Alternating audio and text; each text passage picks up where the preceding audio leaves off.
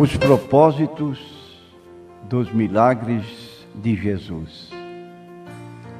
Mateus capítulo 11, versículos 1 a 6.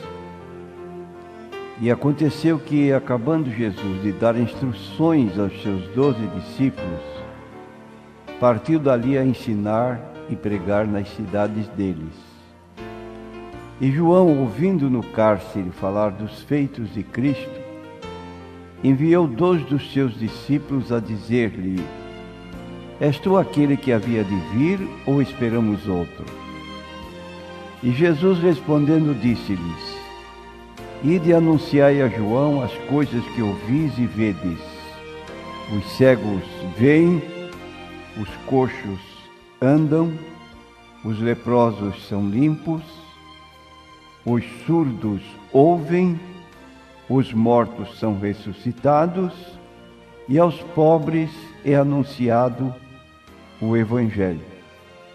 E bem-aventurado é aquele que se não escandalizar em mim. Prezados ouvintes, houve um tempo na vida de João Batista, quando ele estava preso,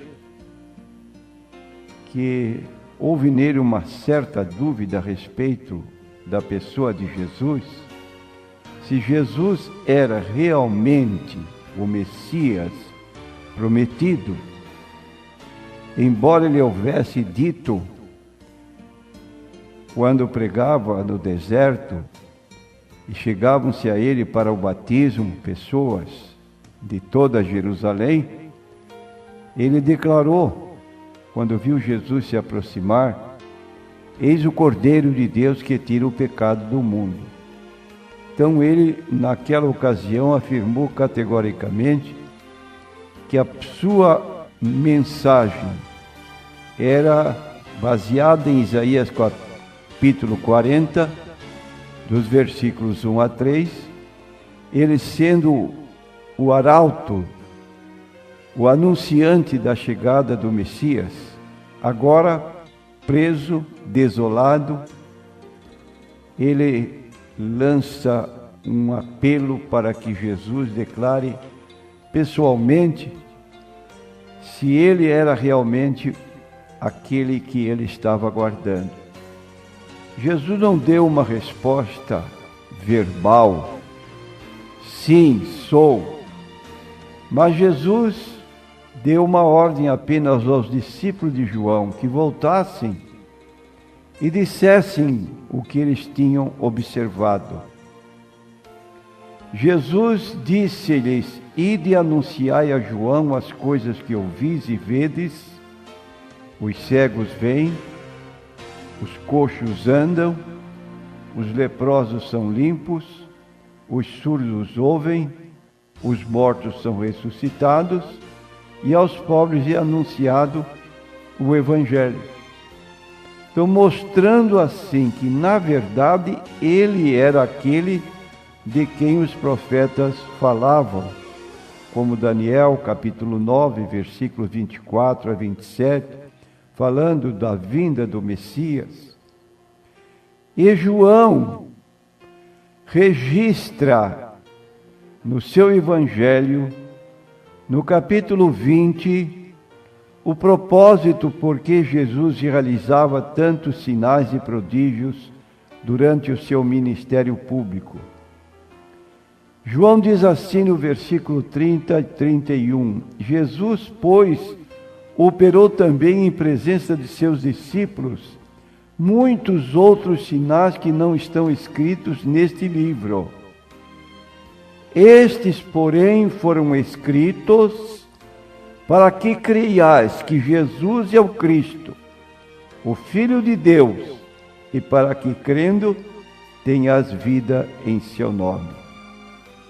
Então aqui está dito abertamente pelo escritor João, que foi discípulo de Jesus, que presenciou, e ele se reporta a isso. Jesus operou também em presença dos seus discípulos, e ele era um deles. Muitos outros sinais que não estão escritos neste livro, estes, porém, foram escritos para que creiais que Jesus é o Cristo, o Filho de Deus, e para que crendo tenhas vida em seu nome. Prezado ouvinte, você sabe o que é um milagre? Milagre é a intervenção divina sobre as leis da natureza. Vou repetir. Milagre é a intervenção divina sobre as leis da natureza. E a história do povo de Deus, relatada na Bíblia, está repleta de milagres, tanto no Antigo Testamento como no Novo Testamento, provando no Novo Testamento categoricamente que o cristianismo é a religião dos sinais, milagres e maravilhas.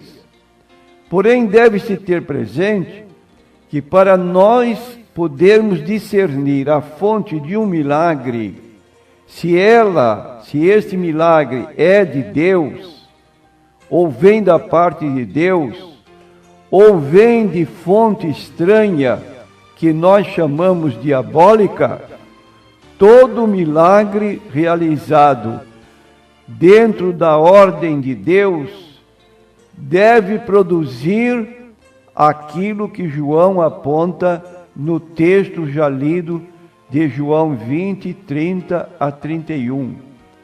Jesus deve ser reconhecido como o Senhor e o Salvador.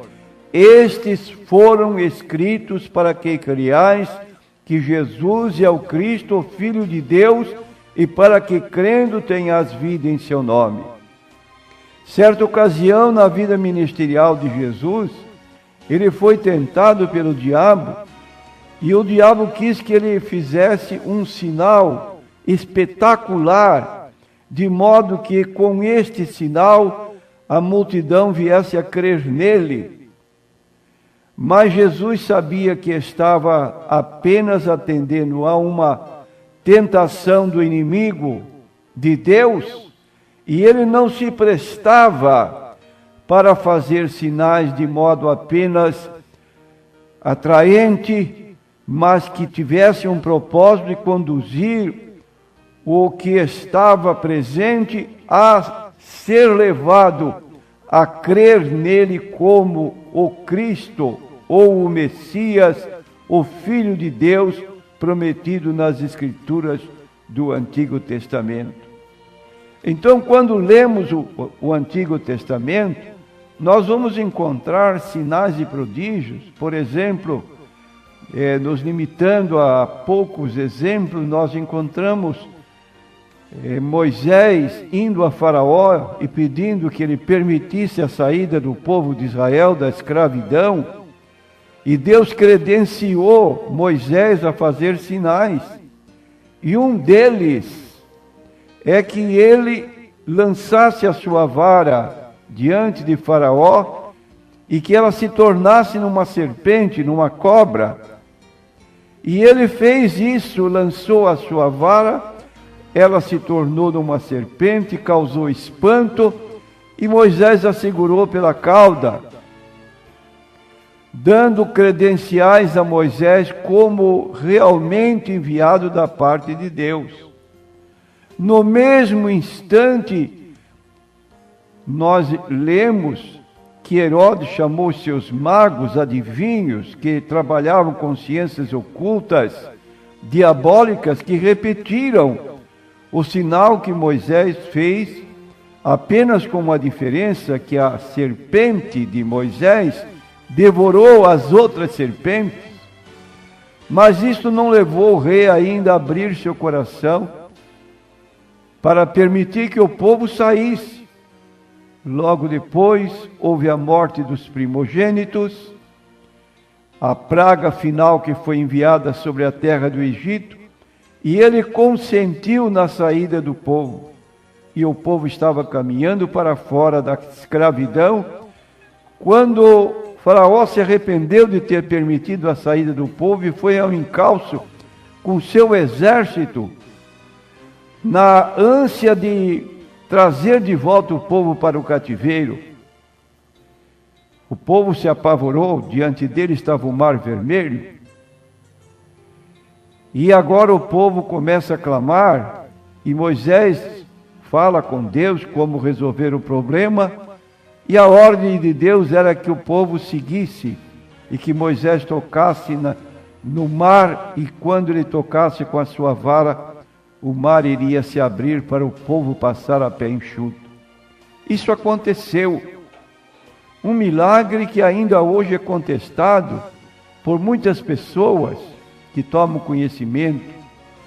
Mas quando o faraó foi seguir no mesmo caminho por onde tinha passado o povo de Israel, Moisés do outro lado tocou nas águas com a sua vara, elas se fecharam e o exército de Faraó, com o próprio Faraó, morreram afogados. Então a Bíblia no Antigo Testamento está cheio de exemplos miraculosos que autenticam a atuação de Deus em favor do seu povo. Mas um exemplo disso é Daniel, lançado na cova dos leões. E o rei Dario, que governava a Babilônia naquele tempo, admitiu que ele poderia ser livre pelo seu Deus. E logo pela manhã do outro dia ele foi à cova e clamou: Daniel, servo do Deus Altíssimo, porventura o teu Deus enviou seus anjos para livrá-lo da boca dos leões? E Daniel respondeu: sim, Deus enviou seu anjo e me guardou. Logo em seguida, o rei Dario lançou todos os acusadores de Daniel naquela cova, e eles nem chegaram ao fundo da cova, já estavam sendo estraçalhados pelos leões famintos. Deus protegeu a Daniel. E quando passamos para o Novo Testamento, nós vamos notar que os milagres operados por Jesus abrangem 3 categorias: cura e libertação, poder sobre a natureza e ressurreição de mortos. Quanto ao primeiro item, cura e libertação, nós encontramos o leproso no capítulo 8 de Mateus, dizendo a Jesus: Senhor, se quiseres, podes tornar-me limpo. A lepra era uma doença imunda, e o leproso tinha que se isolar, mas Jesus na mesma hora respondeu: eu quero ser limpo. Nós temos Jesus atuando sobre possessos, como Gadareno, libertando o homem, ele que andava nu, agora vestido, calmo, pedia a Jesus que lhe permitisse acompanhá-lo, e Jesus disse: vai para os teus e anuncia quão grandes coisas Deus fez em seu favor. Jesus exerceu poder sobre a natureza, acalmando a tempestade. Subiu ao barco, deitou-se na popa, dormiu, levantou-se a tempestade, e os discípulos, acostumados a mar violento, não suportaram e disseram: Senhor, desperta, levanta-te que estamos perecendo. No mesmo instante, Jesus ordenou tanto ao mar como ao vento que se acalmasse, e fez-se bonança. Jesus alimentou 2 vezes o povo, multiplicando os 5 pães e 2 peixes para uma multidão de mais de 5.000 pessoas. Jesus andou sobre o mar. E quanto ao terceiro item, Jesus ressuscitou pessoas da morte, a filha de Jairo, o filho da viúva de Naim, ressuscitou Lázaro, que já estava há 4 dias sepultado, e até essa própria irmã duvidou da capacidade do milagre. E Jesus disse então: não te hei dito que se creres, verás a glória de Deus? Então esses milagres cumpriram alguns propósitos específicos da parte de Deus, primeiro deles é testificar que Jesus era o Messias. Segundo, revelavam que Jesus havia sido enviado pelo Pai com o propósito de buscar e salvar os perdidos. Terceiro, autenticavam a mensagem e o ministério terreno de Jesus Cristo. Quarto, confirmavam a deidade absoluta do Senhor Jesus Cristo. Quando Jesus disse ao coxo que fora levado à sua presença por 4 amigos e que ele desceu por cordas até a presença de Jesus, conforme registro de Marcos capítulo 2, versículos 5 a 12, ao ver o paralítico, Jesus não falou nada da sua enfermidade. Lhe disse: filho, perdoados estão os teus pecados. Aquela declaração de Jesus foi considerada blasfema. Não disseram nada, mas murmuravam em seus corações. E Jesus descobriu, discerniu o que eles estavam pensando e disse: por que pensais mal em vossos corações? Qual é mais fácil dizer a este paralítico, a este coxo, levanta-te e anda, ou dizer-lhe, perdoados estão os teus pecados? Para que saibas que o Filho do Homem tem na terra poder para perdoar pecados, disse ao paralítico: a ti te digo, levanta-te, toma a tua cama e anda. Comprovando assim a sua deidade absoluta, exercendo um atributo exclusivo da divindade. Perdão de pecados é obra exclusiva de Deus Pai. Está no livro de Isaías: eu mesmo sou o que apago as tuas transgressões. Deus falando ao povo que ele perdoava. E Jesus agora declara diante dos judeus: para que saibais que o Filho do Homem tem na terra poder para perdoar pecados. Jesus foi adorado pelos homens. E esses milagres então fortaleciam a fé dos discípulos, e os prodígios de Cristo provinham socorro para os seus contemporâneos. Lembre-se de Hebreus capítulo 13, versículo 8. Jesus Cristo é o mesmo ontem, hoje e eternamente. De modo que dizemos, infelizmente, não apenas os céticos rejeitam os milagres, mas também alguns cristãos piedosos e temente a Deus não creem na atualidade dos milagres. Se esquecem de que Jesus, ao mandar pregar o Evangelho em Marcos 16, 15 a 17, ele disse: ide e pregai o Evangelho a toda criatura, quem crer e for batizado será salvo, mas quem não crer será condenado, e estes sinais seguirão aos que crerem. Em meu nome expulsarão demônios, falarão novas línguas, pegarão nas serpentes, se beberem alguma coisa mortífera, não lhes fará dano algum, e porão as mãos sobre os enfermos e os curarão. Mas quero preveni-lo, meu prezado ouvinte, tenha cuidado, porque hoje surgem falsos profetas que estão cobrando caro para o que eles dizem a realização de um milagre. Você precisa fazer um sacrifício, e este sacrifício financeiro não tem medidas, leva quase tudo que a pessoa tem.